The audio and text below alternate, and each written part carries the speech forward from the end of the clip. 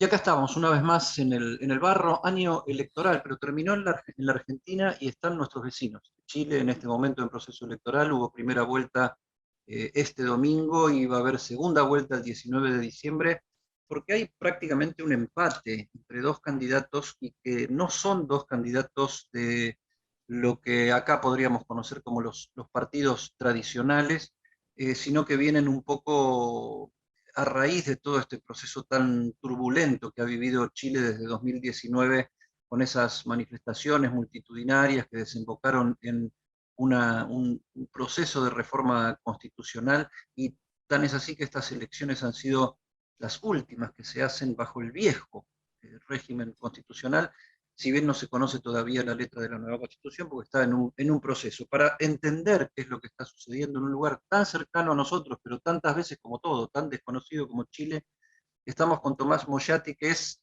yo les diría, el periodista más influyente, más reconocido de Chile, que aparte de ser él mismo analista político y tener sus programas, es el líder, junto con su hermano, de la radio más escuchada de Chile, Radio Bio Bio, que a su vez en su versión.com es el portal de noticias más escuchado y más transitado y más visitado en el hermano país. Así que doblemente o triplemente exitoso, porque también lo es a nivel personal. Gracias, Tomás, una vez más por conversar y por recibirme, y muy interesado en lo que me puedas ir planteando para entender qué es lo que está sucediendo en Chile, porque vos sos prácticamente mi traductor de cabecera para entender en la materia.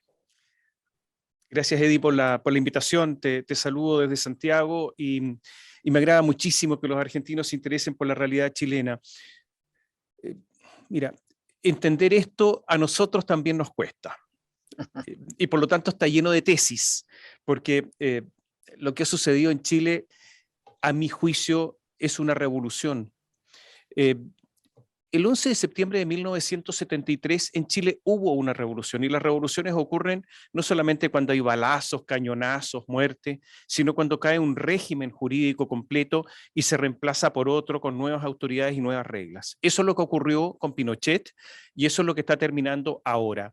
La constitución de Pinochet que termina ha sido muy modificada, pero es el régimen de Pinochet el que está terminando. Y está terminando porque hay una convención constitucional que está redactando una nueva carta constitucional, porque hay nuevas autoridades que la están redactando y porque los cambios en Chile yo creo que no se van a detener ni parar. Yo quiero recordar que bajo la Revolución Francesa pasó lo que pasó y llegó Napoleón y todo el mundo podía incluso pensar que podía haber una restauración no hubo nunca. Lo que ha ocurrido en Chile con esta elección presidencial básicamente es un continuo de los cambios telúricos que ha habido en Chile. Es decir, cayó todo el centro político completo, toda la concertación que gobernó durante 30 años cayó completa.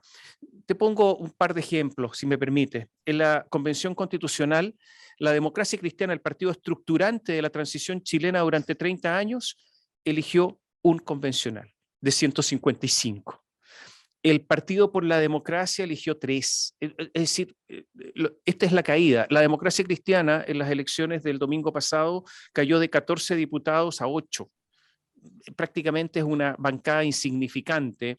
Y por lo tanto lo que quiero decir es que cayó el centro político y en estos momentos es otra izquierda, una izquierda sin apellidos, porque antes se hablaba de la centroizquierda, de la socialdemocracia, no, es la izquierda sin apellidos, la que está liderando con Gabriel Boric la posibilidad de ser gobierno frente a una derecha muy conservadora. Yo no estoy de acuerdo que Kast sea pinochetista o como le dicen, cuando se habla de pinochetista se habla de una persona antidemocrática, antidemócrata. No es. No, Kast es el típico conservador de derecha y por lo tanto cree en un solo tipo de familia y en este tipo de cosas. Y por lo tanto Chile se está enfrentando a una polarización total, un cambio importantísimo con la izquierda y una derecha que quiere mantener el modelo, porque no hay mejor exponente para mantener el modelo que Kast, José Antonio Kast. Esta es la derecha conservadora que ha retomado protagonismo en nuestro país y a eso se enfrentan los chilenos. No hay centro político en Chile en estos momentos. Tomás, déjame que interponga una mirada, porque todo el proceso chileno que vos lo denominás una revolución tiene un componente social, de movilización social, de protesta social, de reclamo social. O sea, acá se impuso una reforma constitucional desde abajo, ¿no? Y sin divisarse liderazgos con nombre y apellido, como decís vos. Ahora, los dos más votados sacan, digamos que la mitad de los votos emitidos, y hay otra mitad por ahí dando vuelta.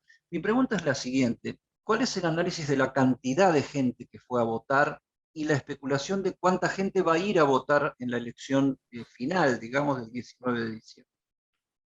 Hace mucho tiempo que la participación en votaciones en Chile en procesos electorales baja. La más alta de los últimos años se produjo para el plebiscito que dio origen al camino para redactar una nueva constitución. Ahí votó alrededor de 7,5 millones de electores, pero después cuando se eligió a convencionales constituyentes fueron 6,5.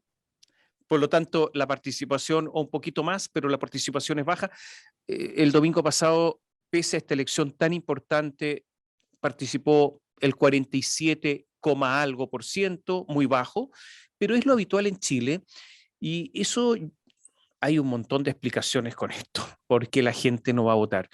Hay un poco, los jóvenes votan poco en Chile, bastante poco. Y en las últimas elecciones, para elegir en el plebiscito, votaron bastante jóvenes y esa es la razón por la que la izquierda obtuvo una victoria importante. Y en segundo lugar, por la pandemia están votando menos las personas mayores. Pero la participación es baja, yo diría, porque pese a todo lo que se diga, Chile es un país bastante amable en comparación al resto de los países de América Latina. O sea, la pobreza en Chile está en el 8%, ahora con la pandemia puede haber aumentado al 10%. Eh, Directamente a los bolsillos de los chilenos, en medio de la pandemia, sin burocracia entre medio, sino que en forma directa llegaron 80,000 millones de dólares. Son cifras gigantescas. 80,000 millones de dólares es el presupuesto de todo el Estado durante un año del país. Bueno, fuera de ese presupuesto llegaron 80,000 millones de dólares, algunos como retiro de los fondos de pensiones, otro ayuda directa del gobierno. Y por lo tanto, si bien yo no quiero desconocer que hay gente con muchas carencias, lo que quiero decir es que el país en general es un país bastante más amable de lo que se puede pensar. Entonces, yo creo que eso desincentiva el voto. Si bien hay algunas personas que creen que el país se juega la vida, hay una buena proporción de personas que creen que no se juega la vida.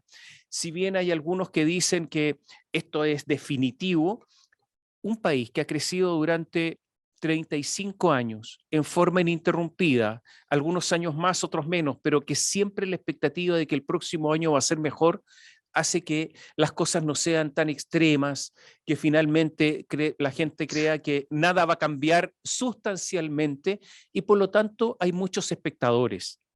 No se juega la vida. Ujú.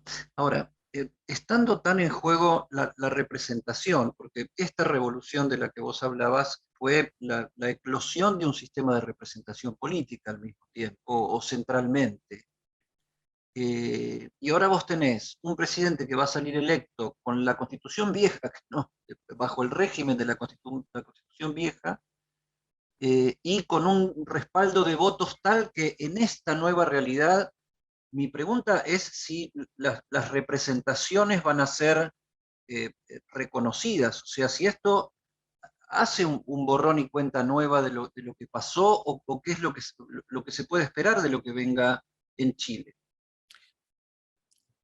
No tengo bola de cristal, No. pero sí puedo suponer algunas cosas.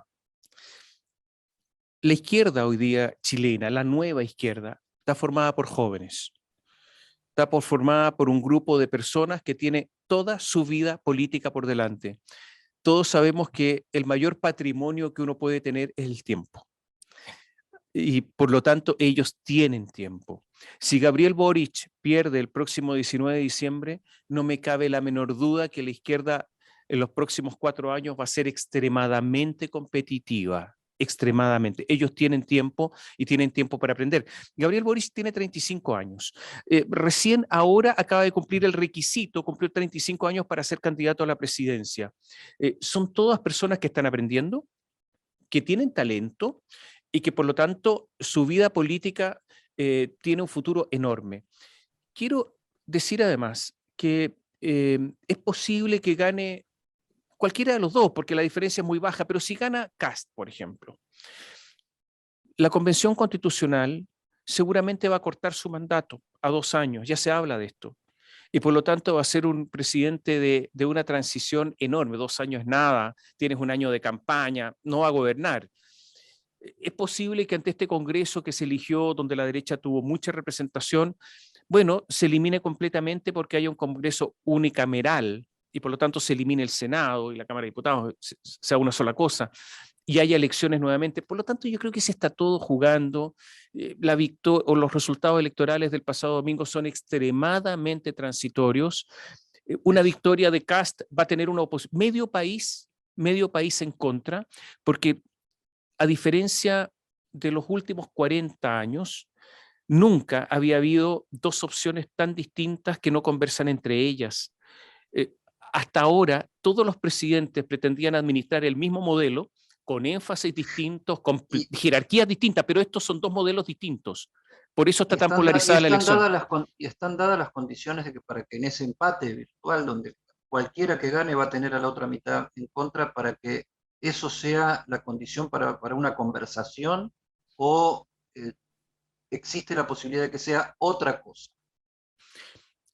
No va a haber conversación.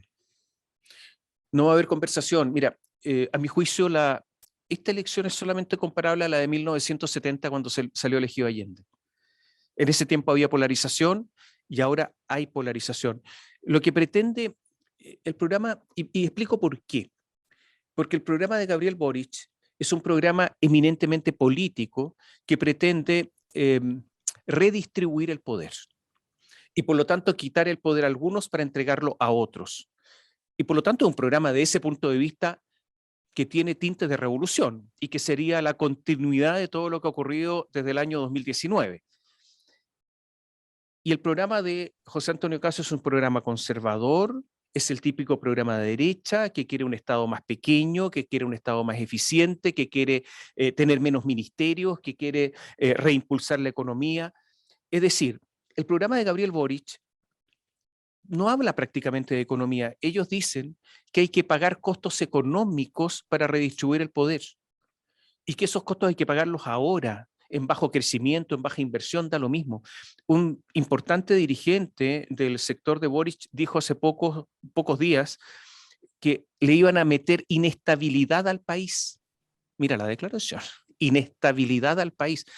Entonces, claro, todos miraron, ¿qué es esto? Pero es eso lo que ofrece Kast, pretende estabilidad. Ahora, de ahí a que lo obtenga con toda la oposición que va a tener, yo creo que es prácticamente imposible. Esos 2 programas no conversan.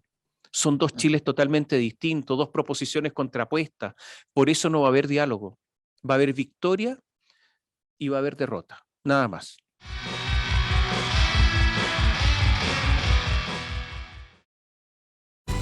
En la Ciudad Autónoma de Buenos Aires, vivir mejor es ley. Legislatura de la Ciudad Autónoma de Buenos Aires. Ahora con cuenta DNI podés enviar y recibir dinero directamente con tus contactos de teléfono. Así de simple. Cuenta DNI. Banco Provincia.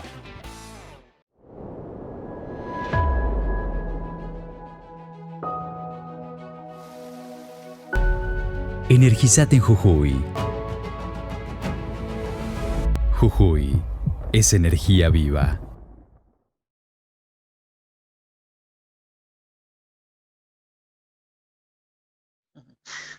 En el medio hay un personaje, Franco Parisi, que sacó una considerable cantidad de votos, alrededor de un 13%, que se autodefine libertario, que me hace acordar, acá vos lo habrás leído, pues son uno de los hombres más informados del continente, se parece un poco a Javier Milei, aunque él vive en Estados Unidos y no se movió de Estados Unidos para ser candidato a presidente. ¿Cómo es ese personaje y qué asociación haces vos si te sentís en condiciones de hacerla con el fenómeno nuestro de Javier Milei? No son exactamente iguales porque los chilenos somos más grises, somos más en relación a los argentinos, a lo mejor somos menos extremos en nuestras expresiones y por lo tanto Milei es muchísimo más espectacular que Parisi. Parisi, un señor que anda con traje, que anda siempre de corbata, pelo corto, un señor correcto, desde ese punto de vista tradicional, más que correcto. No es Milei, pero Parisi fue decano subrogante, director subrogante de la Facultad de Economía de la Universidad de Chile, una de las universidades tradicionales de nuestro país con prestigio.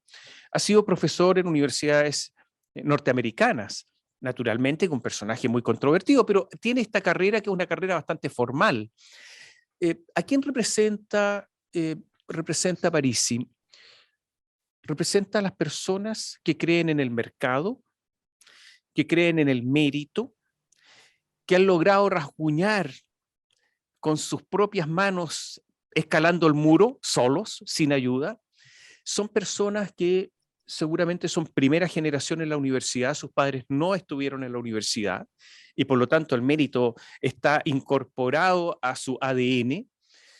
Son personas que dicen que el Estado debe ser pequeño, que no quieren la corruptela política en el Estado. Es decir, es un grupo de gente que no los representa el sistema político tradicional y desde ese punto de vista son refractarios al sistema político. No quieren todo eso, quieren otra cosa, pero son personas individualistas también. Son personas que les gusta vivir bien, que quieren cada vez vivir mejor. Ese grupo de gente que está, mira, alguna vez un ideólogo de la derecha chilena que fue asesinado y que fue el creador de uno de los creadores de la Constitución de Pinochet, alguna vez, a lo mejor Edith te conté esta historia, me dijo, era en 1980, por ahí 1981, yo le dije, ¿cuándo va a haber transición en Chile? Ah, me dijo, cuando cada chileno tenga algo que perder. Y yo le dije, ¿cómo es eso? Sí, si el señor tiene una bicicleta y teme que si se cambia el sistema se pierde la bicicleta, lo único que tiene, va a querer mantener el sistema. En ese momento va a haber transición en Chile porque vamos a estar seguros que esto va a continuar igual.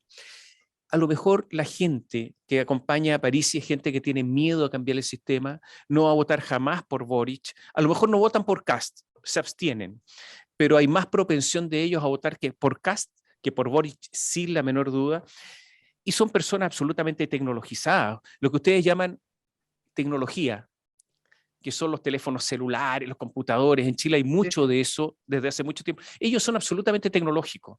Ellos están por Zoom, con Parisi. Y si tú le dices, pero este señor no viene a Chile, les da lo mismo porque ellos están acostumbrados al Zoom mucho antes de la pandemia. Son tecnológicos totales. Entonces, es la modernidad, pero la modernidad también de las personas que quieren progresar en base a sus propios esfuerzos y méritos. Es un grupo raro, pero que existen y que van a ser decisivos en esta segunda vuelta. Ahora, por lo que vos decís, entonces no está garantizado el resultado porque no habría por qué dar por hecho que ese 13% de los votos de Parisi vayan directamente a Kast, como los que vienen más por centroizquierda está cantado que vayan a Boric. ¿Esto quiere decir que es posible que gente que fue a votar a un candidato ahora directamente decida no ir a votar? Mira, lo primero que me gustaría decir es que yo creo que tenemos dos candidaturas débiles. Estos no son grandes candidatos. En el caso de Gabriel Boric, un mes y medio antes de las primarias, era un candidato perdedor. Y antes de inscribirse a las primarias, pocas horas antes de inscribirse a las primarias, alcanzó a reunir la firma. O sea, entró prácticamente por la rendija de la puerta a estas elecciones. En las primarias estaba perdido, al final logró ganar a Daniel Jadot, el candidato del Partido Comunista. Y en el caso de José Antonio Kast, tampoco es un gran candidato, ha sido un diputado, pero nunca tuvo una gran actuación. Es una persona correcta, pero la noche del domingo, cuando había que dar discursos convocantes, grandes discursos, ojalá piezas oratorias, había tiempo para redactar esos discursos, los dos discursos fueron bastante menores. Naturalmente que el de Boric mucho peor, porque Boric habló de compañeros, compañeras, le habló a la tribu y no le habló al país, no dijo chilenas y chilenos, no, compañeros y compañeras, eso en Chile, no, así no se va hacia el centro, que es lo que necesita. En el caso de, como te digo, de Kast también es un candidato menor. Entonces, la impresión que yo tengo es que son candidatos que pueden cometer errores no forzados. en cualquier instante. Y como esto está tan empatado, tan parejo, cualquier error va a mover la aguja. Si alguien tuviera una ventaja enorme, la aguja no se mueve o se mueve y da lo mismo. Entonces, yo creo que esta es una elección enormemente incierta. Va a depender si van a votar los jóvenes o no. Si van a votar los jóvenes, va a ganar Gabriel Boric. En tercer lugar, va a depender si Boric es capaz de sacarse el lastre del Partido Comunista, que es un lastre en estos momentos. Ya ayer ya estaban con problemas con el Partido Comunista por algunas declaraciones, hoy le contestó el Partido Comunista, su aliado, hoy día reiteró sus declaraciones Boric, en fin, problemas internos con el Partido Comunista. Y va a depender también si Kast logra armar un programa de gobierno. El programa de gobierno de Kast es pésimo, porque hizo un programa de gobierno para sus expectativas era el 15% de los votos, con eso él estaba contento. Y en algún momento, candidato menor se vio siendo un candidato mayor. Entonces es un programa insuficiente para gobernar. Entonces va a depender de todas estas cosas, cuántos partidos sea capaz de convocar de la derecha en serio, que vayan a votar por él, si es capaz de convocar a algunos sectores de la democracia cristiana. Está todo en juego y yo creo que va a depender de los próximos días cómo se van a alinear las fuerzas. Ahora veo ahí yo un gran laboratorio, porque vos me definís dos candidatos malos, digamos, diríamos acá para abreviar. Liderazgos que no presentan ninguna posibilidad de liderazgo claro, por lo menos en lo inmediato. Un país polarizado y dividido que no conversa entre sí. Explícame, Tomás, qué constitución están escribiendo y quién la escribe. La pregunta es muy interesante. En el plebiscito, para iniciar el camino constitucional, fue 78-22%, o sea, la gente que no quería una nueva constitución, solo el 22%. Cuando se eligió los convencionales constituyentes, la derecha se transformó en una minoría insignificante, no solamente en el número, sino que yo diría desde el punto de vista intelectual también, sin grandes ideas. Todas las elecciones son una fotografía del momento, todas. La fotografía del momento para elegir la convención, yo estoy seguro que no es la fotografía actual, está desactualizada, pero eso es lo que quedó. Y por lo tanto, lo que vemos acá es una convención muy de izquierda y va a redactar una constitución muy de izquierda.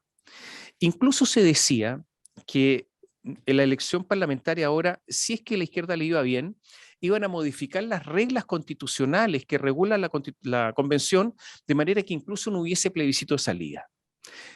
Después de esta elección va a haber plebiscito de salida, no se cambia nada. Pero yo estimo que va a pasar lo siguiente. Si sale elegido Boric, él va a ser el guaripola de la convención.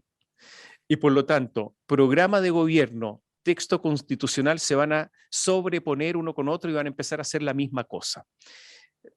Esto en un asambleísmo permanente. Si gana Kast es contrario a todo eso. Y si la constitución sale como muchos creen que va a salir, Kast se va a oponer. Y por lo tanto va a ser ejecutivo contra convención. Se va a oponer a la constitución sobre la cual debería jurar. Se va a oponer al texto propuesto. Y yo estoy seguro que en el plebiscito va a haber una competencia entre el gobierno y la convención, con los ciudadanos de por medio, un choque de trenes institucional espectacular que se puede transformar además en un plebiscito no solamente constitucional, sino que del gobierno, porque si pierde el gobierno, yo creo que el gobierno no va a tener muchas posibilidades de tener una continuidad, por lo menos con un mando normal. Entonces lo que se viene, si es que gana Kast y se produce todo esto, es una crisis institucional muy, muy grande en nuestro país. Qué momento.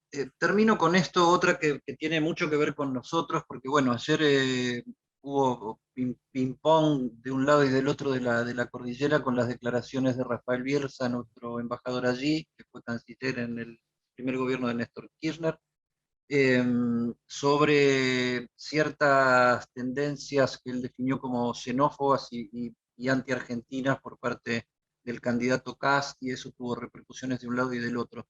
¿Cómo está la situación del lado tuyo, allá en Chile, en cuanto a la relación del gobierno, las autoridades, incluso la prensa con Rafael Bielsa? ha tenido más repercusión en Argentina que en Chile la declaración de Bielsa, mucho más en Argentina.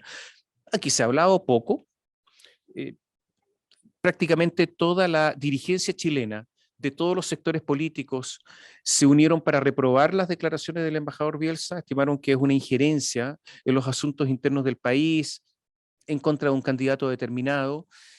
Pero no solamente eso, muchos recalcaron que si Argentina tiene la tesis de la no injerencia en los asuntos internos de otros países, Nicaragua, por ejemplo, como ejemplo reciente, bueno, ¿por qué lo hace en Chile? Algunos dicen, bueno, son declaraciones personales, los embajadores no tienen declaraciones personales, no existen las declaraciones personales de los embajadores, es embajador 24 horas, no en el horario de trabajo. Y hay, por ejemplo, un ex canciller de Bachelet que fue muy crítico, Mariano Fernández. En general, yo diría que toda la clase política chilena y todas las dirigencias políticas que han tenido que ver con las relaciones exteriores han sido muy críticos de Bielsa, pero esto no ha tenido una expresión muy explosiva, se ha dicho, no se quiere decir más porque se quiere mantener buenas relaciones con Argentina además, sabemos que somos países vecinos, países amigos. Algunos atribuyen estas declaraciones de Bielsa a la influencia que tiene Marco Enrique Sominami en los sectores del gobierno argentino y que por lo tanto es este señor que habla en la oreja el que influye para que después se cometan estos desaguisados. Mira, yo creo que en Argentina ha tenido más relevancia que en Chile. Ahora, en lo que hace a la realidad, más allá de las declaraciones, porque sí, acá se ha hecho mucho hincapié en la no injerencia selectiva por parte del gobierno, haciendo la diferencia de esto en Chile y una manera muy distinta en Nicaragua o en Venezuela o en Cuba o en algún otro lugar. Yo no sé si puede llegar a ser demasiado relevante o no, porque tenemos el antecedente de Jair Bolsonaro, que ha hecho declaraciones, entre comillas, anti-argentinas, pero hemos entablado también diplomáticamente una muy buena relación a través de Daniel Scioli en la Embajada Argentina en Brasilia. Kast, que puede llegar a ser el próximo presidente de Chile, ¿es xenófobo y anti-argentino o no es así? Yo no creo que sea así. Nunca le he escuchado decir algo. Cuando he conversado con él, nunca me parece. A ver, Kast es una persona que no conoce mucho del mundo. No es una persona globalizada. Es de Wynn, trabajó 10 años en la empresa de su familia, que es una empresa de embutidos, de este tipo de cosas, tiene unos restaurantes. Tuvo una reunión con corresponsales extranjeros en Chile, ahí habló de Pinochet porque le hicieron una pregunta, no se expresó bien, no tiene una visión del mundo absoluta. Y por lo tanto con Argentina yo creo que nunca se ha preocupado mucho de Argentina, esa es la verdad. Él es chileno encerrado en Chile. No es de Santiago, es de Wynn, una localidad muy, muy pequeña. Yo no lo he escuchado nunca hablar en contra de Argentina. Yo creo que en Chile no creo que haya un sentimiento anti-argentino en estos momentos generalizado para nada. Sabemos que tenemos relaciones, que tenemos pasos que construir, que los puertos chilenos deben servir a los intereses argentinos hacia Asia, que hay diferencia en estos momentos con Argentina en algunos puntos que son importantes y que los dos países los tienen guardados porque no quieren que justamente que haya algún conflicto entre los dos países. No lo escuché decir nada de eso y me parece que alguien le dijo a Rafael Bielsa que era anti-argentino, pero a mí no me consta para nada. Yo, además, no creo que responda a una derecha. La derecha no es anti-argentina en Chile para nada. Puede ser anti-kirchnerista, pero no anti-argentina, que es algo totalmente distinto. No me parece. Última, por mi parte, Tomás, si yo te pregunto cómo ves el futuro de Chile, me vas a decir seguramente de una u otra manera que con entusiasmo, porque esa es tu manera de ser. Nos has dicho en esta charla que no sos futurólogo ni es tu especialidad y eso me gusta del estilo periodístico tuyo y del grupo que han conformado con tu hermano del lado de allá de la cordillera. Pero yo digo, ese futuro que seguramente te entusiasma como periodista, como comunicador y como hombre de ideas, ¿te entusiasma por el miedo o te entusiasma porque ves las cosas buenas que van a suceder? Mira, te voy a contestar de forma egoísta primero. Me entusiasma ver que pasen cosas. Y están pasando cosas. Es decir, no hay nada peor en el periodismo que no pase nada. Y en Chile están pasando hace ya rato muchas cosas. Somos testigos privilegiados de un proceso político y económico que va a quedar escrito en los libros de historia en forma destacada, y eso me entusiasma. Mirar de cerca, ¿no? Ser cronistas del día a día. Chile enfrenta desafíos gigantescos, porque esto no es solamente un problema, un conflicto político el que hay en Chile, sino un enorme conflicto generacional. Gabriel Boric y la izquierda en Chile representan una generación totalmente nueva. El choque generacional, yo no sé cómo es en Argentina, pero el choque generacional en Chile es gigantesco. Antes del estallido social, antes de octubre del 2019, nosotros en nuestras reuniones de pauta hablábamos de esto y decíamos, pero si lo que está pasando en Chile es mucho más intenso que lo que pasó en mayo del 68 en París. Porque allá les gritaban a los viejos no sé qué cosa, y el viejo entendía lo que le decían. Aquí les gritan y no entienden porque los códigos son totalmente distintos, son dos lenguajes. El Chile joven es un Chile totalmente tecnologizado, un Chile que vive de las redes sociales, es un Chile totalmente diverso. Entonces, bueno, y el ejemplo es Parisi, ¿no? Que fue capaz de hacer una campaña con redes sociales y competir con candidatos tradicionales. Entonces, lo que estamos viviendo en Chile es un choque generacional gigantesco, donde había una deconstrucción del país y de ciertos valores por todos compartidos que ya no existen para construir algo nuevo. Y por lo tanto, ser espectadores cercanos de todo eso es un enorme privilegio. Ahora, ¿qué viene para Chile? Viene una crisis económica. No cabe la menor duda que el segundo semestre del próximo año va a ser durísimo para el país, en un país que no está acostumbrado a las crisis. Y por lo tanto, más duro aún. Los argentinos han tenido muchísimas crisis y tienen una cultura de crisis. Nosotros no la tenemos. Y la gente que hoy día tiene hasta 43, 45 años, nunca ha vivido una crisis en serio. ¿Cómo van a reaccionar? ¿Hacia qué sector político van a apuntar? ¿Qué es lo que van a querer? Yo creo que es la gran incógnita que hoy día enfrenta el país. Tomás Mochiati, un capo. Del otro lado de la cordillera, si no quedó claro qué está sucediendo en Chile en este momento, definitivamente estábamos viendo otro canal. Tomás, un gustazo enorme volver a saludarte, el cariño de siempre, y seguimos en contacto, ofreciéndome desde ya, como siempre, para lo que necesites de este lado. Muchas gracias, Eddie. Te envío un abrazo desde Chile y suerte en todo, y estamos en contacto permanente. Que estés muy bien. Claro que sí.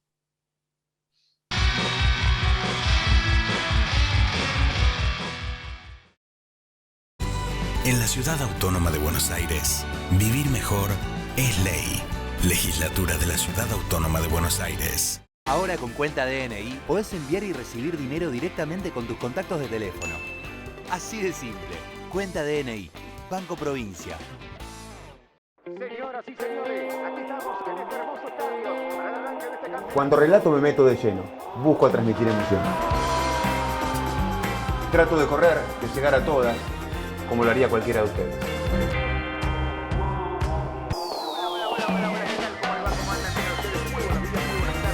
Eso mismo es lo que hago todos los días en las 2 ediciones de F90. F90, de lunes a viernes. Por ESPN.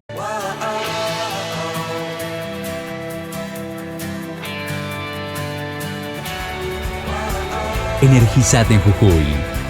Viví la Puna. Jujuy es energía viva. No dejemos de cuidarnos. Usemos siempre tapaboca. Mantengamos distancia. Elijamos espacios abiertos. Ventilemos lugares cerrados. Para más información, entra a buenosaires.gov.ar/coronavirus. Cuidarte es cuidarnos. Buenos Aires Ciudad.